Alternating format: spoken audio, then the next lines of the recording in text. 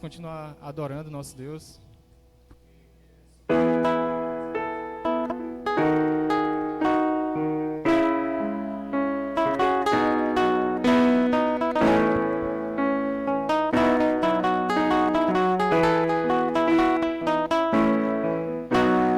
Tu és soberano sobre a terra, sobre os céus tu és Senhor.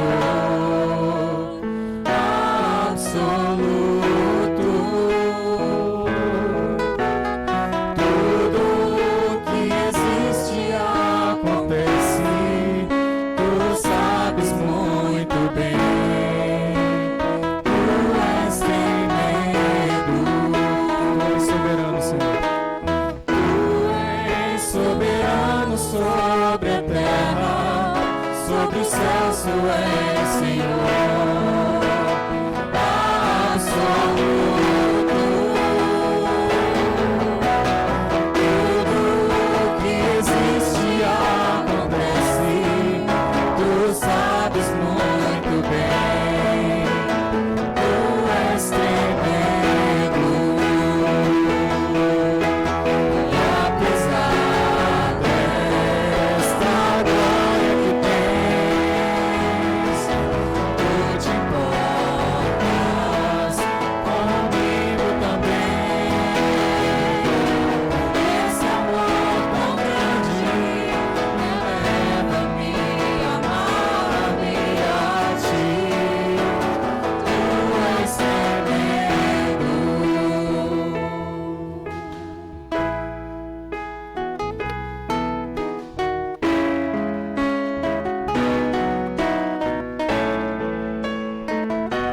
Tu és soberano. Tu és soberano sobre a terra, sobre os céus, tu és Senhor absoluto. Tudo que existe acontece, tu sabes muito bem. Tu és tremendo, e apesar desta glória que tens, tu te importas comigo também. E esse amor tão grande eleva-me a amar-me a ti. Tu és tremendo, tu és tremendo, tu és tremendo.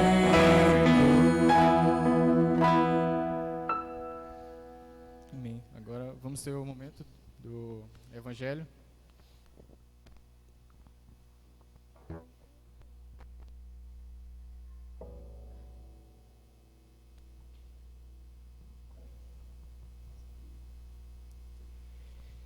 Boa noite.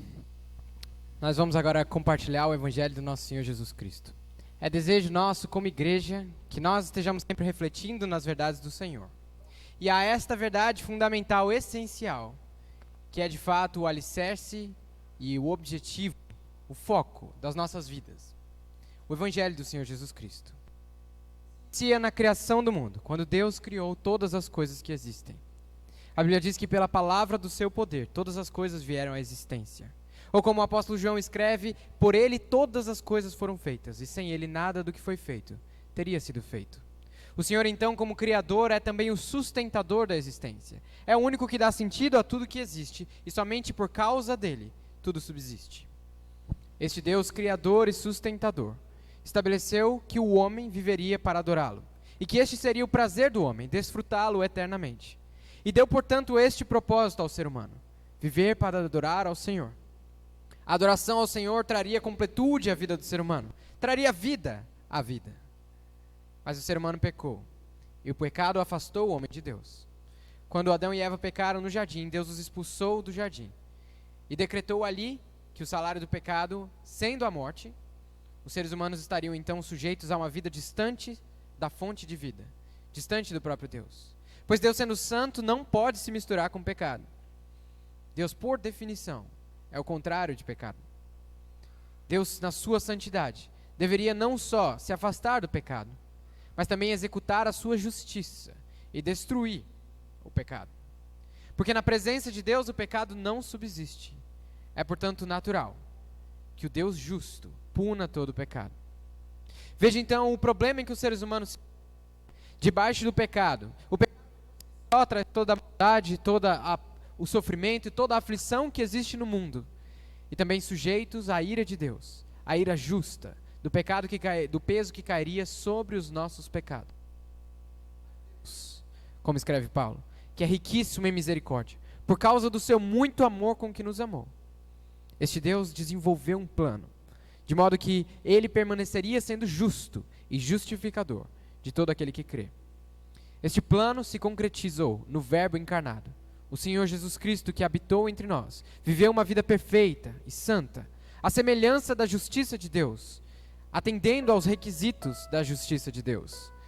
Ele viveu em santidade e perfeição, e no final entregou a sua vida, e morreu na cruz pelo peso dos nossos pecados. Ele levou sobre si as nossas transgressões, e ele foi moído por causa das nossas iniquidades. Na cruz, Deus derramou todo o peso da sua ira nas costas do Senhor. Sobre Jesus caiu o peso do meu pecado e do seu pecado. Mas Jesus, sendo o autor da vida, jamais poderia ser contido. Ele não continuou morto, mas ressuscitou ao terceiro dia, como já havia sido escrito e como ele mesmo já havia declarado. Após 3 dias, na barriga da terra, ele ressuscitou. Deus, ao ressuscitá-lo, corroborou todas as afirmações que Jesus tinha feito até aquele ponto. E Jesus afirmou que ele era o caminho, a verdade e a vida. E, portanto, ao ressuscitar, se estabeleceu como a visível revelação de Deus, a visível manifestação de Deus, e o caminho, a verdade e a vida. Ele, ao ressuscitar, deu a todos que estavam mortos nas suas ofensas e pecados. Deus deu a vida a todos eles. E por isso o Evangelho de Jesus Cristo convoca os pecadores ao arrependimento. Chama os pecadores a mudarem a sua mentalidade a respeito da sua percepção do mundo e a entenderem que todas as coisas estão na mão do Deus Criador e que são corrompidas pelo pecado, mas redimidas pelo sangue do Senhor Jesus Cristo. O Evangelho de Jesus convoca a uma conversão de caminho, a uma mudança. Ele clama da terra, o sangue de Jesus clama da terra a Deus, chamando por salvação aos pecadores. Como o apóstolo Paulo escreve, eu não me envergonho do Evangelho de Cristo, pois é poder de Deus para a salvação de todo aquele que crê, primeiramente do judeu e também do grego. E nele se manifesta a justiça de Deus, de fé em fé, como está escrito, o justo viverá pela fé. O Evangelho do nosso Senhor Jesus Cristo nos atrai e nos convoca a viver uma vida de santidade diante dele, viver para adorá-lo e para cumprir o propósito para o qual nós fomos criados. A mensagem da cruz que nos atraiu e nos levou até ele, a graça irresistível que nos tomou, consumiu, é aquilo que nos guia e que nos leva nos nossos caminhos. Você que nunca conheceu o Evangelho de Jesus Cristo, se arrependa dos seus pecados, se renda diante do Senhor e reconheça que sem Ele não há vida. E você que tem tido o privilégio de caminhar no caminho do Evangelho, você foi comprado por um bom preço. E aquele que morreu para que os que agora vivem não vivam mais para si, mas para aquele que por eles morreu e ressuscitou. Que o Evangelho de Jesus Cristo seja a causa da nossa alegria e que nós, como igreja, estejamos rendidos às verdades do Senhor. Vamos continuar louvando nosso Deus e entendendo o Evangelho, entendendo o sacrifício que Jesus fez por nós, que nós teremos um coração quebrantado pelo amor do nosso Senhor.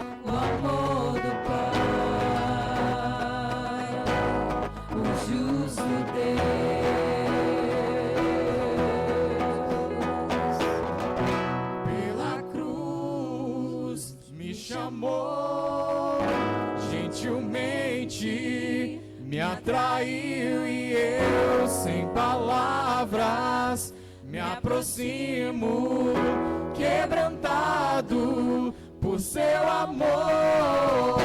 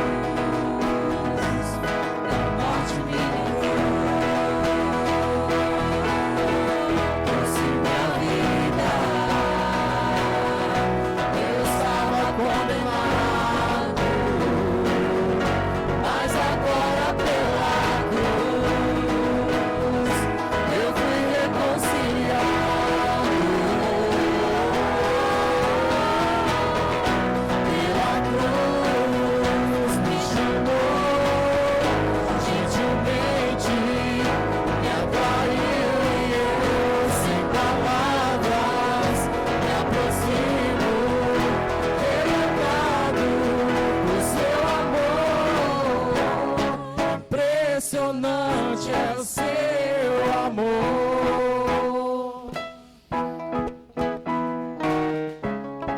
me redimiu e me mostrou o quanto é fiel. Impressionante é o seu amor,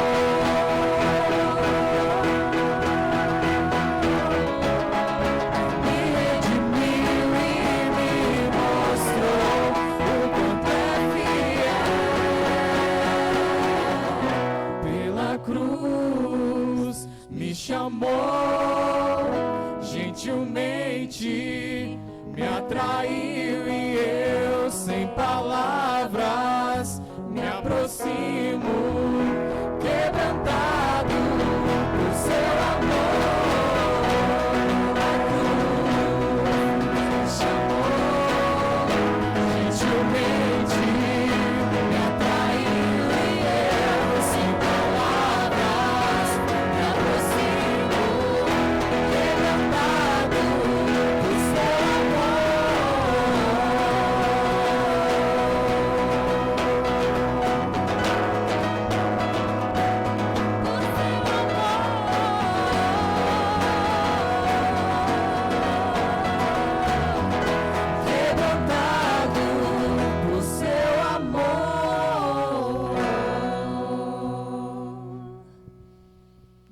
nós vimos, Deus fez todas as coisas por Jesus, por meio dele, e para Deus são todas as coisas. É isso que nós vamos cantar.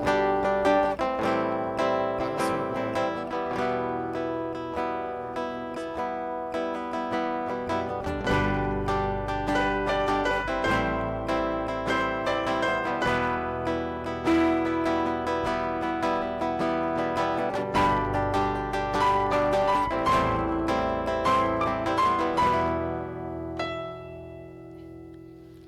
Abençoados com todas as bênçãos do Espírito, postos em lugares celestiais em Cristo, para o louvor da sua glória. Eleitos antes que o mundo fosse fundado, chamados para a santidade em amor diante dele, os predestinados para filhos de adoção, segundo a sua boa vontade.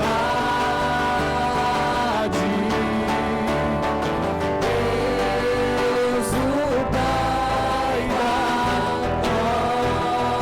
glória, nós te rendemos graças, Senhor Jesus, o Cristo. Nós te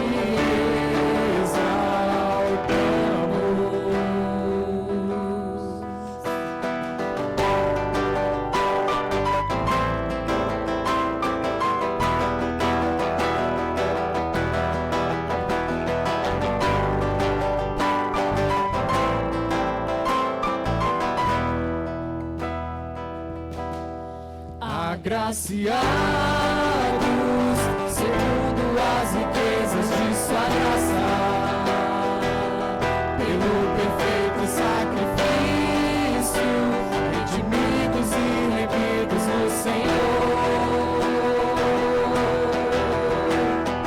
para o louvor da sua glória. Fomos convocados para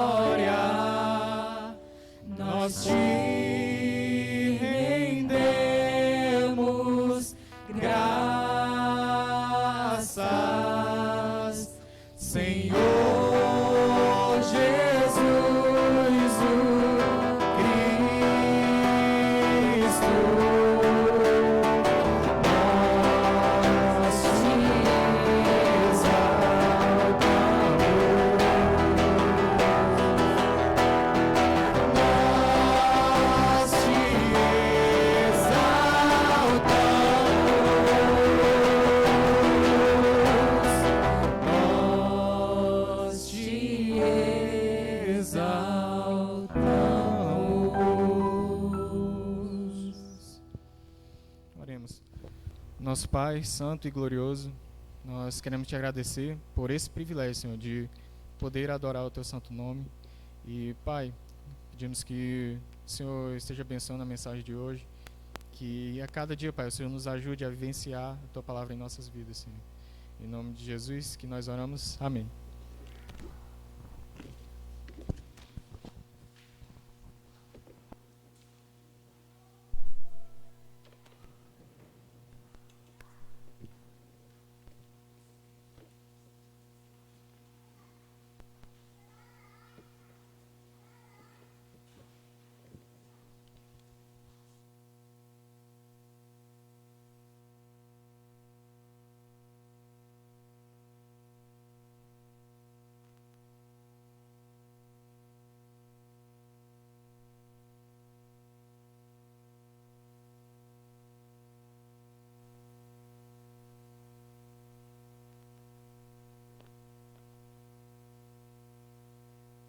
Bem-vindos, é muito bom estar aqui com vocês mais uma vez.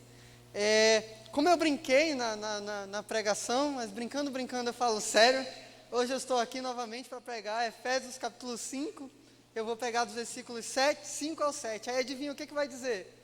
Um monte de coisa, vai condenar um homem mais uma vez. Já aceitei, já tenho parte nesse ministério aí, já entendi que é a vontade de Deus, não vou reclamar mais não. Então abram suas Bíblias lá em Efésios capítulo 5, versículos de 5 a 7.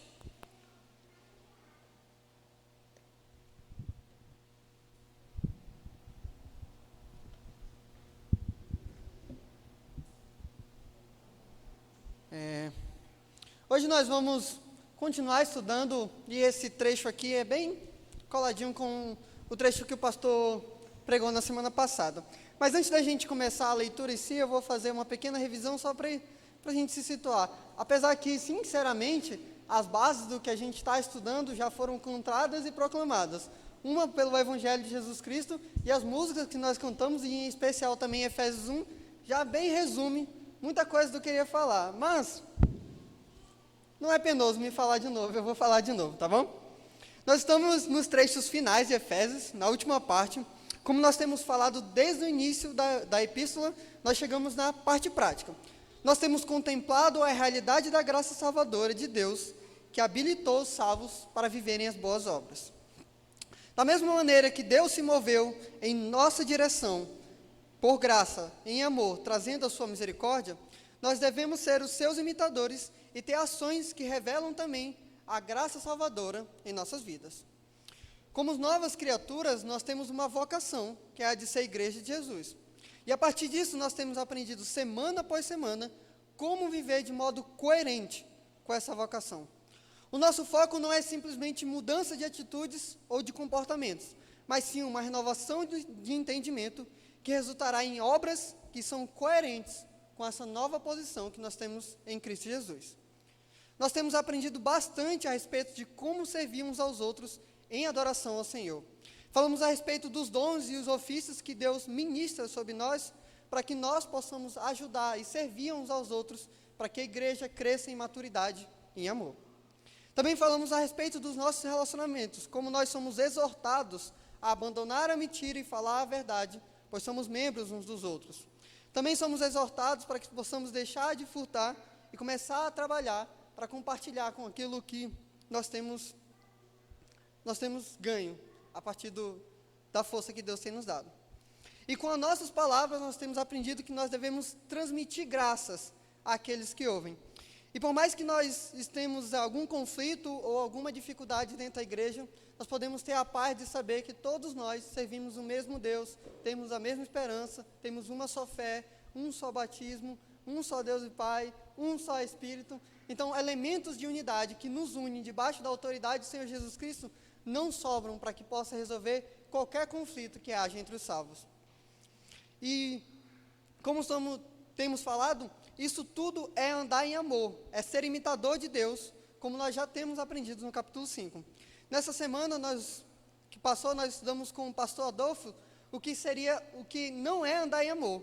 E hoje nós vamos continuar examinando esse texto em Efésios. Semana passada nós vimos uma série de atitudes e pecados que demonstram uma vida que não é pautada no amor. Aquilo que é um andar que não revela o amor, não revela a graça de Deus em nossas vidas. Portanto, nós hoje vamos estudar o capítulo 5 de Efésios, do versículo 5 e 7 do capítulo 5 de Efésios. E nesse momento eu peço que os irmãos abram suas Bíblias, já devem estar abertas, e nós vamos ler desde o versículo 1 até o versículo 7. Efésios 1, Efésios 5, do 1 ao 7. Quando eu falar 1 assim de primeiro, gente, sempre penso no versículo. Sempre me confundo.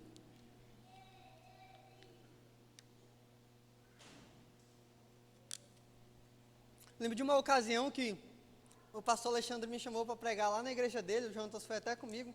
Aí eu estava pregando e quando eu comecei a escrever, às vezes eu esqueci de colocar a referência, ou livro, ou versículo. Eu sei que eu estava pregando e eu ia usar um texto em 1 Pedro, ou um texto em Pedro. Se não me engano era capítulo 1, versículo 3, uma coisa assim. Só que eu não sabia se era 1 Pedro ou 2 Pedro.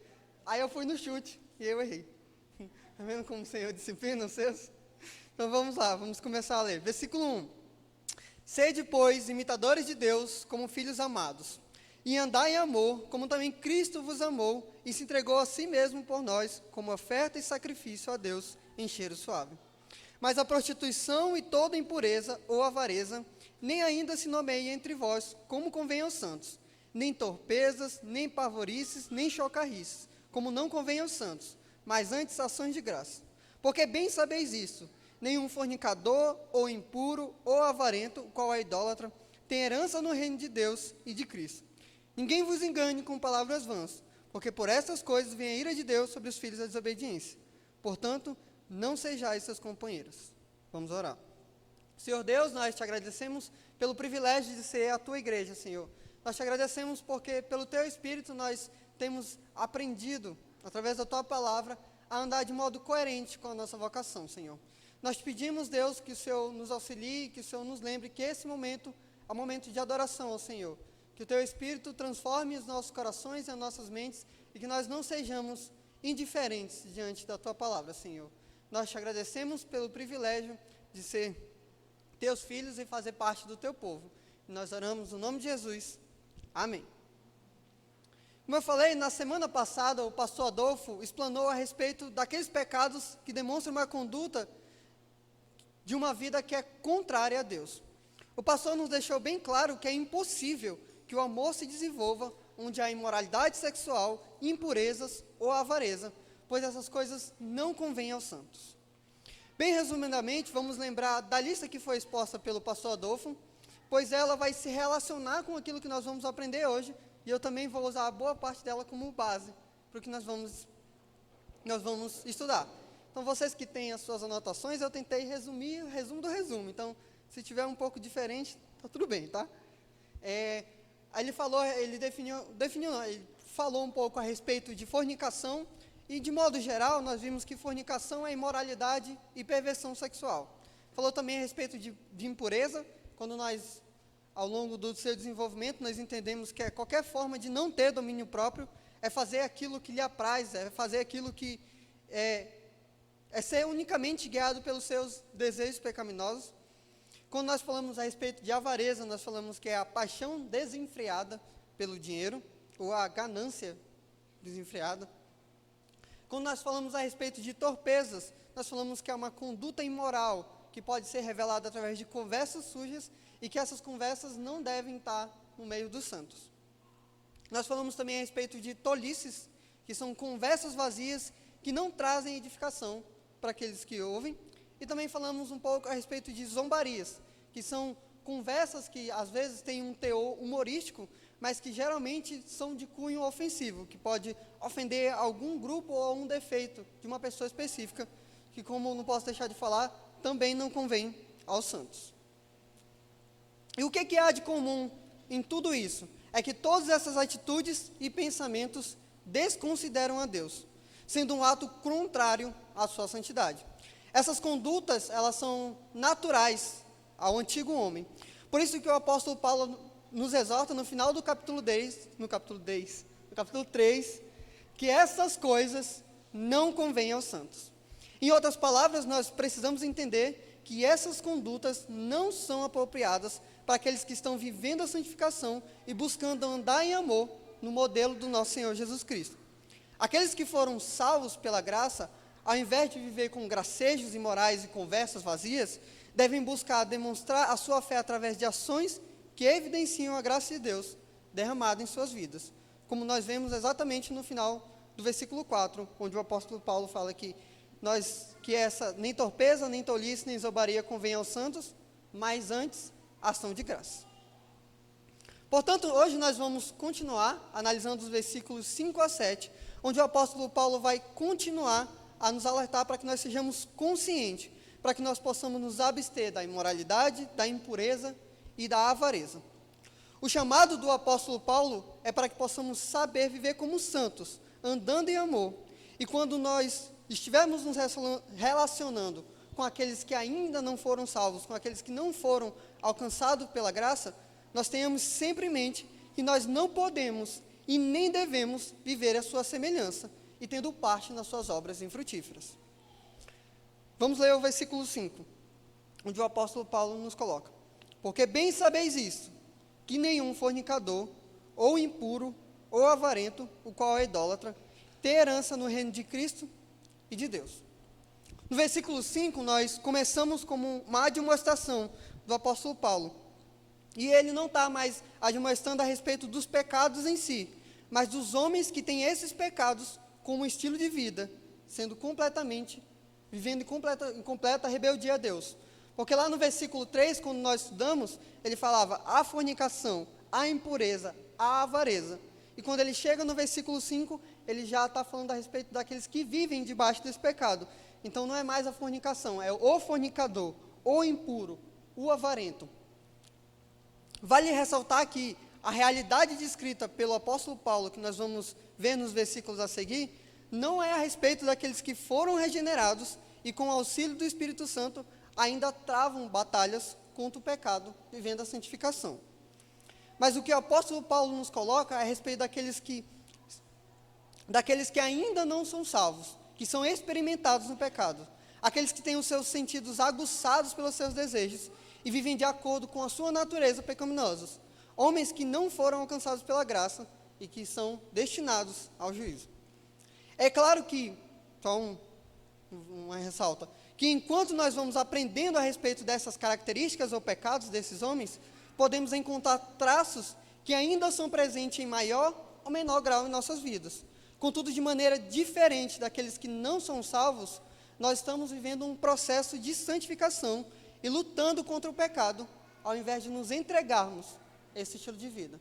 Então, essa realidade descrita pelo apóstolo Paulo nos versículos 5 a 7, não são a realidade dos salvos. Por mais que quando a gente vai estudando, a gente encontra algum traço que pareça com o pecado que nós estamos lutando. Mas essa é a chave. Nós estamos lutando contra o pecado, buscando a santificação.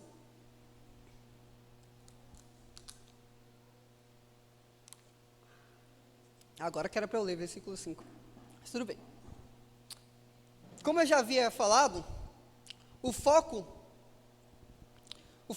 não é o pecado em si, mas passou a ser a respeito daqueles que vivem sob o jugo desses pecados e que adotam esse pecado como estilo de vida. Quando nós olhamos o versículo 3, como eu já falei, a gente só vê um paralelo. Lá são os pecados e aqui são, teoricamente, os pecadores. Então, eu queria gastar um tempo com vocês só para a gente falar um pouco, espero que seja bem pouco, a respeito desses três estilos de vida, que é uma pessoa que vive é um fornicador, um impuro ou um avarento, pessoas que vivem debaixo do domínio desse pecado. Eu julgo de alguma forma ser proveitoso o estudo a respeito dessas coisas, porque, como eu falei, nós estamos passando por um processo de santificação, e muitas vezes há coisas que a gente ainda está travando batalha, que a gente muitas vezes não sabe que travamos batalha sobre isso. Então, uma vez que nós estudamos isso, nós temos linguagem para que nós possamos nos arrepender dos nossos pecados e ir diante de Deus e reconhecer as nossas falhas. Então, a respeito do fornicador. Quando nós falamos a respeito da fornicação, nós falamos que a fornicação é a imoralidade e a perversão sexual. Então, o fornicador é aquele que tem os seus desejos pecaminosos direcionados a perversão, principalmente sexual. O objetivo daqueles que vivem debaixo da fornicação, imagino eu, é buscar formas de satisfazer os seus desejos sexuais. Como qualquer coisa que não seja adoração ao Senhor, é claro que eles não têm os seus desejos satisfeitos, pois a satisfação do homem vem unicamente e exclusivamente de adorar ao Senhor, a satisfação verdadeira. Aqueles que vivem sob o jugo da fornicação acabam em uma espiral de degradação. Por quê? Porque eles vivem buscando prazer longe de Deus. E como eles buscam algo que é só uma caricatura de Deus, algo que só imita a Deus, porque o pecado de alguma forma tenta imitar a Deus, ele consegue vários pequenos prazeres momentâneos. E o que acontece? Porque ele pauta a sua vida atrás de prazeres, cada vez mais ele tem que se expor aos prazeres sexuais. Então ele acaba indo cada vez degradando a sua vida. E por consequência ele acaba cada vez mais afogado nos pecados e nos seus desejos, até que chegar a um ponto em que ele não consegue sentir mais nada, e é nesse ponto que ele vai se dar conta que a busca pelo desejo não está em outras coisas, mas em Deus. Como consequência de desconsiderar a Deus e se rebelar contra Ele, Deus entrega aqueles que cometem esse tipo de pecado para se afundar na sua perversidade. Como o próprio apóstolo Paulo já colocou para a gente, quando nós estudamos Romanos capítulo 1. Eu vou abrir aqui o texto e vou ler, mas se vocês quiserem, pode anotar aí, quem quiser pode abrir também. Nós vamos ler Romanos capítulo 1, versículos 26 e 28. Romanos 1, versículos 26 e 28. Peguei mania de orinepense já. Eu antigamente falava de 26 a 28, agora eu só falo I. Lá em Romanos capítulo 1, versículo 26, diz o seguinte: pelo que Deus os abandonou às suas paixões infames, porque até as suas mulheres mudaram o uso natural, do contrário à natureza.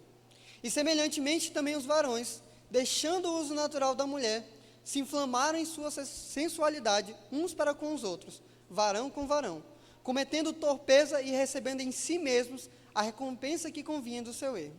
E como eles não se importaram de ter conhecimento de Deus, assim Deus os entregou a um sentimento perverso para fazerem coisas que não convêm. Como deixa claro, quando vive esse estilo de vida completamente desconsiderando a Deus, não se importando com Deus, buscando simplesmente seu prazer, Deus os entrega para que cada vez mais eles vivam esse espiral e recebam nos seus próprios corpos a recompensa devida pelo seu pecado. A respeito do impuro, como nós falamos, a impureza é qualquer forma de não ter domínio próprio, é fazer simplesmente aquilo que lhe apraz, aquilo que lhe ser guiado pelos seus desejos.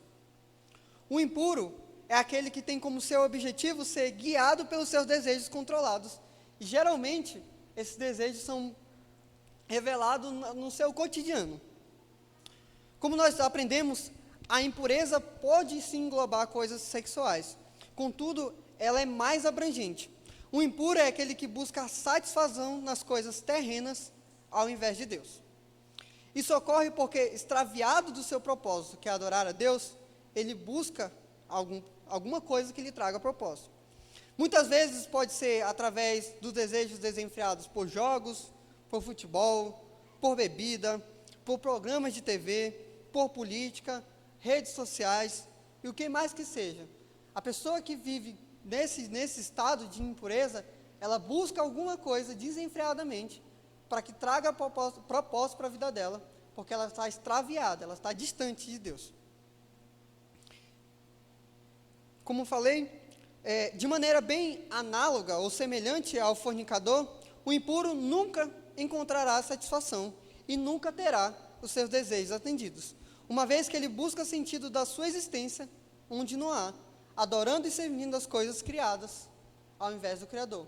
Então, semelhante àquele que vive buscando a sua satisfação sexual, aqueles que buscam deleite nas coisas cotidianas também não vão encontrar, porque o propósito da vida do homem é adorar a Deus, como nós temos falado quando nós anunciamos o Evangelho.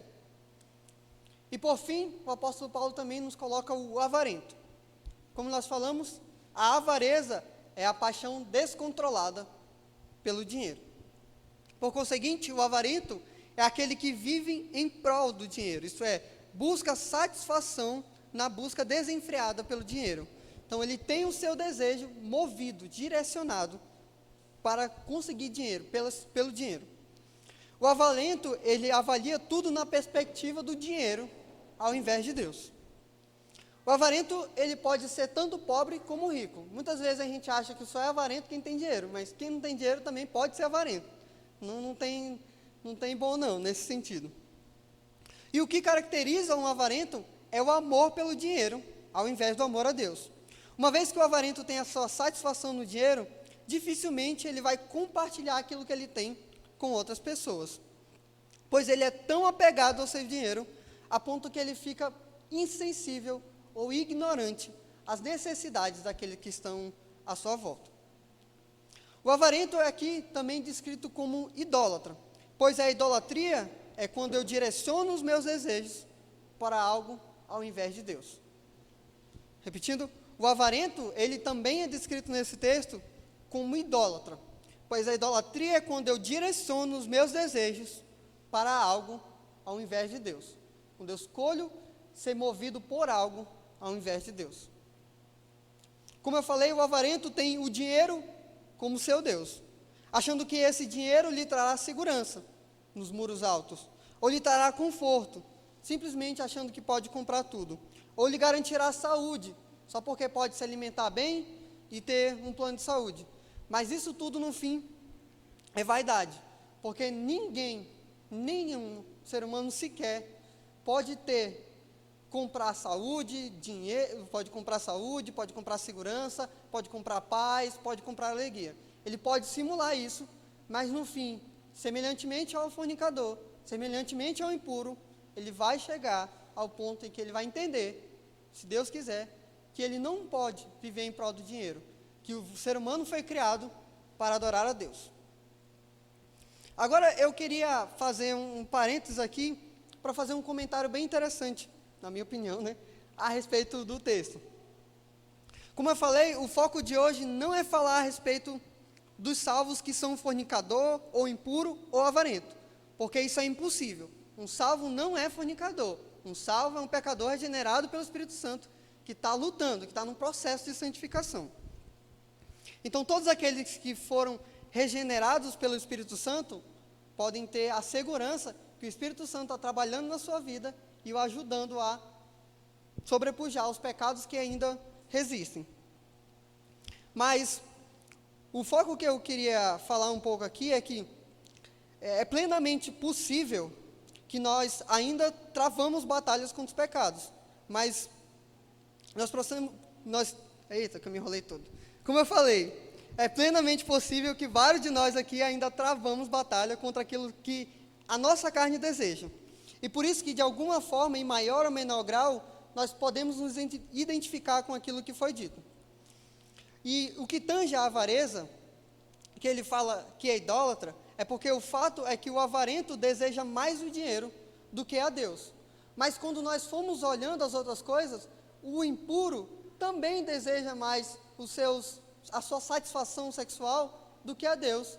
E de modo semelhante, eu troquei, o impuro, não era o impuro, era o fornicador, também deseja mais a sua satisfação sexual ao invés de Deus, e o impuro também deseja mais a sua satisfação no cotidiano que a Deus. Então, desse modo, nós poderíamos empregar a idolatria tanto para a impureza, quanto para a fornicação, ou para qualquer outra coisa que tome o lugar de Deus na nossa vida.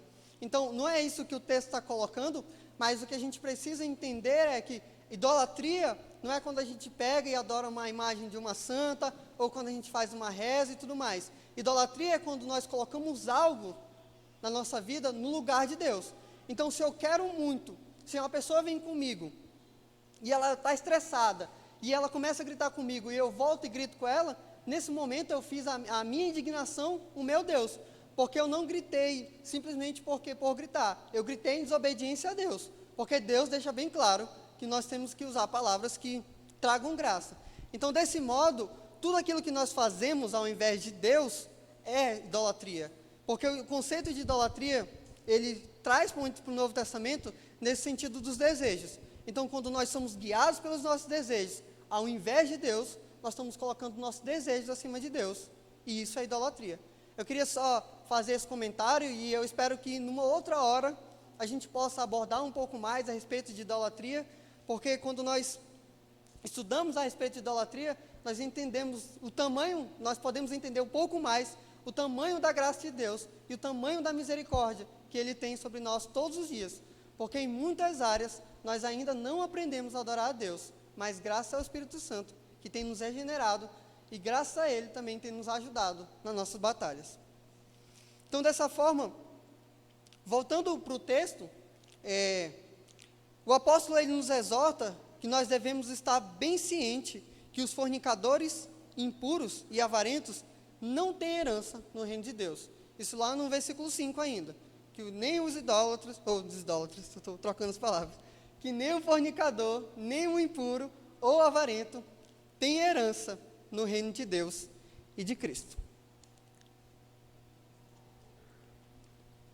Quando nós pensamos a respeito de herança, pelo menos eu penso a respeito de herança, só penso naqueles filmes que passava na sessão da tarde, que o carinha estava lá, todo afogado em dívida, e não sabia o que fazer, aí o agente de segurança lá dos Estados Unidos batia na porta dele e falava que o tio dele, de 5º grau, tinha morrido e não tinha nenhum herdeiro, e agora ele tinha $2 milhões na conta dele.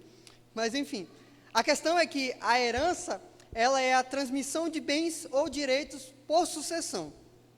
Nisso fica implícito que aquele que recebe uma herança não recebe pelo seu esforço. Ele recebe de alguém. Alguém transmitiu, alguém deu essa herança para ele. Quando nós pensamos nos salvos, a herança que recebemos em Cristo é que no tempo presente nós temos o perdão dos nossos pecados e a glória de participar do reino celestial e ser o seu povo. E no tempo futuro nós também teremos uma herança guardada nos céus para nós, que é o privilégio de passar a eternidade com Deus e a glorificação dos nossos corpos. Mas junto com essa herança que nós recebemos de Cristo, vem também a responsabilidade de viver como cidadãos do reino de Cristo, que aguardam o retorno do Senhor e dessa forma esperam ardentemente o reino vindouro em obediência ao Senhor. E é nesse sentido que esses homens que nós acabamos de descrever, como o apóstolo Paulo deixa bem claro, não têm herança no reino de Deus. Isto é, eles não são participantes do reino de Deus e muito menos desfrutam dos benefícios do reino de Deus. Isso acontece porque quando eles se submetem ao pecado, eles revelam que eles estão debaixo do domínio não do Senhor Jesus, mas do príncipe deste mundo, daquele que rege esse sistema, como nós estudamos lá no capítulo 2 de Efésios. E prosseguindo o texto, nós vemos que o apóstolo Paulo, ele segue a exortação para que nós não sejamos enganados pelas palavras vãs desses homens que não têm parte no reino de Deus, como ele coloca lá no versículo 6, que ninguém vos engane com palavras vãs, porque por essas coisas vem a ira de Deus sobre os filhos da desobediência. Quando nós estudamos a respeito do viver indigno, tá vendo? Eu só falo da coisa ruim. Lá em Efésios capítulo 4, nós vemos que uma das principais características desse viver indigno, e é a primeira que o apóstolo Paulo coloca, é uma mente vazia. Quando ele fala lá em Efésios capítulo 4, versículo 17, ele diz lá: e digo isso e testifico no Senhor, para que não andeis mais como também andam os outros gentios, na vaidade da sua mente.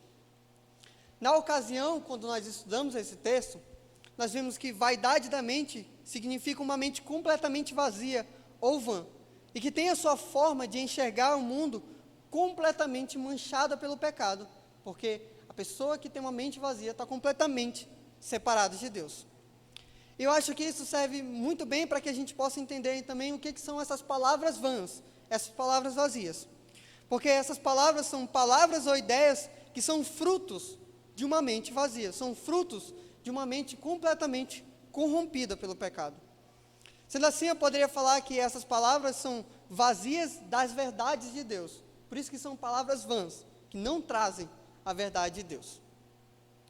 E eu acho bem interessante aqui a conexão que o apóstolo Paulo faz. Primeiro, ele admoesta quanto àqueles homens que vivem sob o domínio do pecado, E em seguida, ele exorta para que nós não sejamos enganados por esses homens. Primeiro ele fala que esses homens não têm parte no reino de Deus, e deixa bem claro isso. E depois ele vai deixar bem claro que nós não devemos ser enganados por esses homens.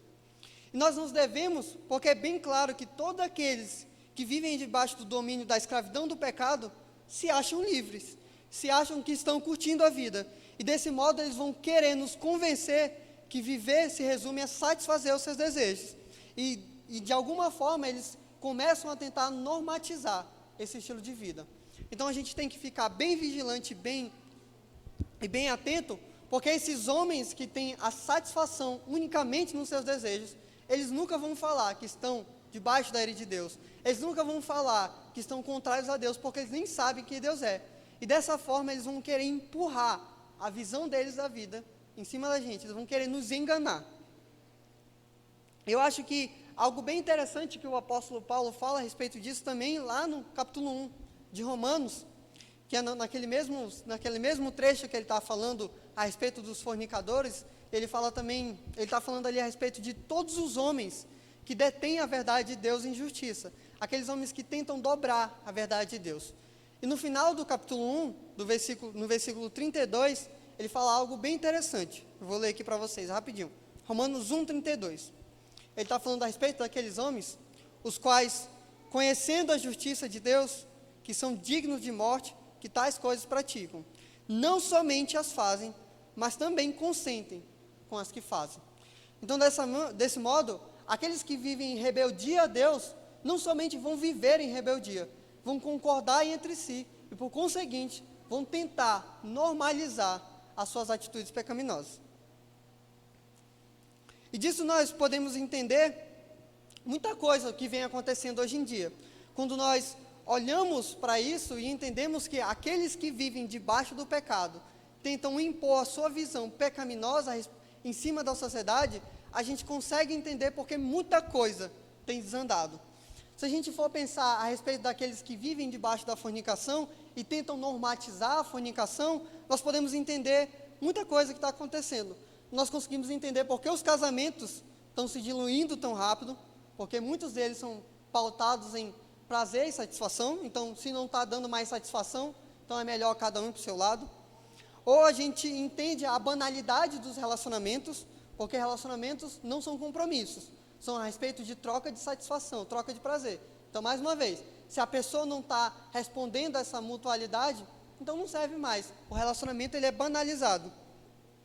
Nós também vemos hoje em dia a tentativa da normatização de práticas homossexuais e também, consequentemente, o aumento de doenças de tudo que é tipo sexualmente transmissíveis, porque os homens tentam impor essa visão onde que satisfação vem do sexo e que você pode fazer o quanto que você quiser, que nada vai acontecer na sua vida. E isso é fruto de uma mente vazia e nós não devemos ser enganados por esses homens. Quando nós pensamos também a respeito de impureza, nós podemos entender, ou pelo menos, acho que muita gente já entende, a gente consegue entender porque tentam normalizar uma pessoa ficar na frente de um computador durante 10 horas assistindo uma série, ou porque é normal ficar em casa sentindo preguiça e fazer só aquilo que você quer, ou é normal você ficar 5, 6 horas na frente de um celular perdendo tempo na rede social. Enfim, muitas das vezes, esses comportamentos que todo mundo faz e que muitas vezes não incomoda mais ninguém, são comportamentos que tentam ser normatizados, tentam ser normalizados para aqueles que vivem debaixo dessa condição pecaminosa. E de modo semelhante também, nós podemos pensar na avareza. Eu tenho certeza aqui, acho que talvez para mim vem mais que uns outros, porque eu trabalho no banco e pesquiso muita coisa sobre finanças, mas quando a gente abre o YouTube, tem lá, essa é a oportunidade de ouro da sua virada financeira. Coloque aqui nessa ação e ganhe 4.000% em uma semana. Ou o cara que comprou um croissant com o dinheiro que ele vendeu em uma ação. Isso são coisas que o mundo está vendendo para a gente, falando que ganhar dinheiro é fácil, que a gente deve viver em prol do dinheiro, que a gente tem que ter a nossa liberdade financeira. E eu compartilho com o que o pastor falou na semana passada para a gente tem que ter sim controle sobre as nossas finanças em adoração ao Senhor. Porque tudo aquilo que o Senhor nos dá é para ministrar uns aos outros, é para servir uns aos outros.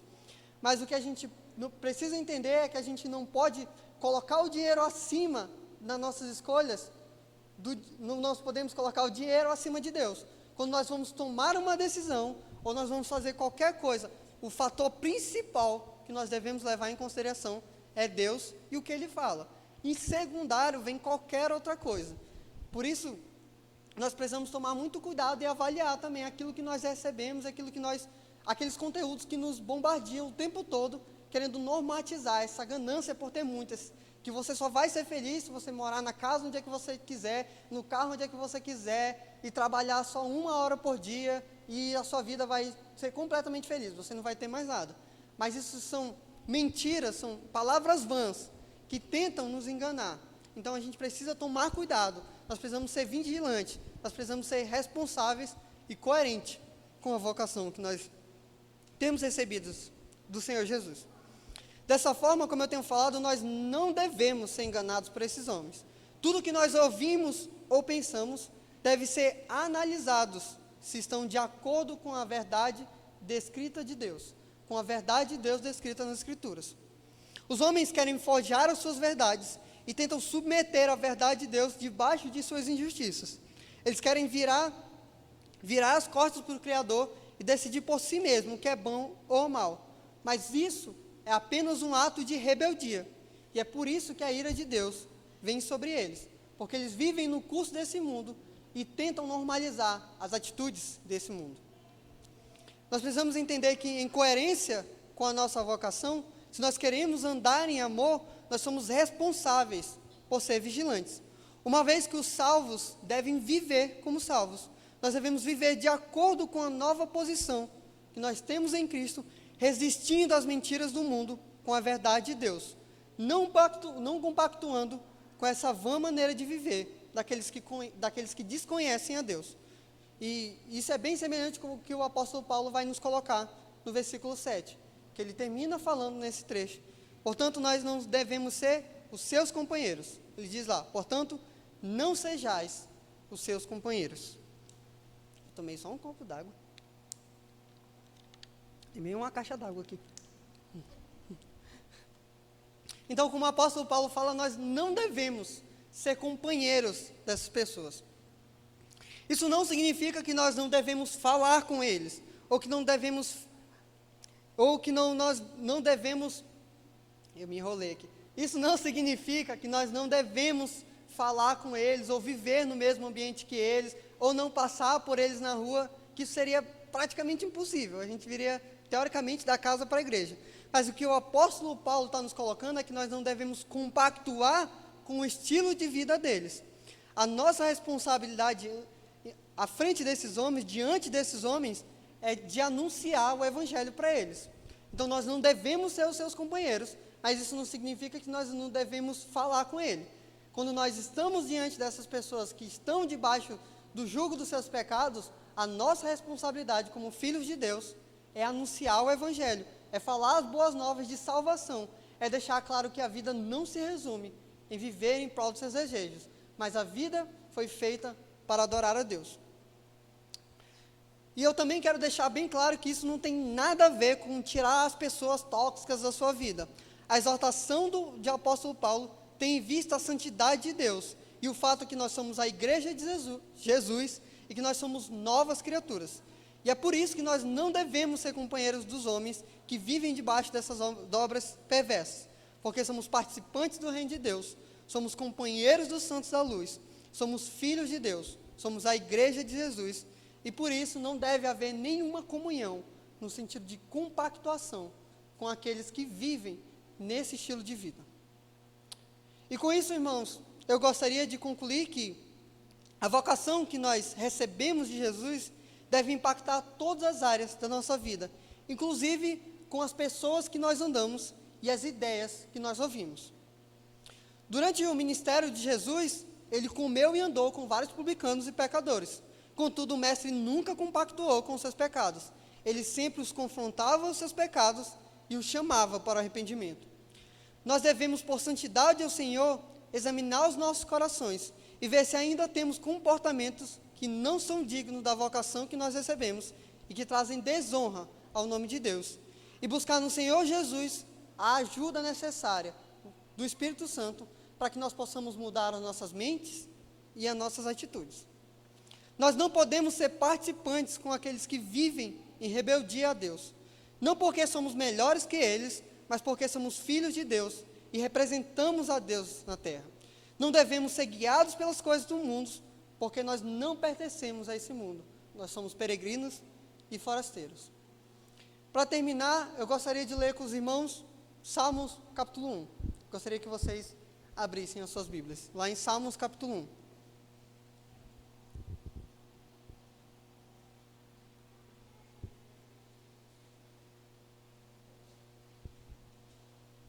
Lá na igreja da mamãe, que é pentecostal, tem que ficar falando, amém, misericórdia.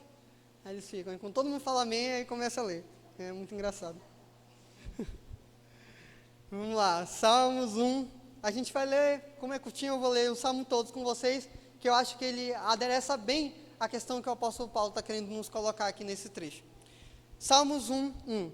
Bem-aventurado o varão que não anda segundo o conselho dos ímpios, e que não se detém nos caminhos dos pecadores, e não se assenta na roda dos escarnecedores.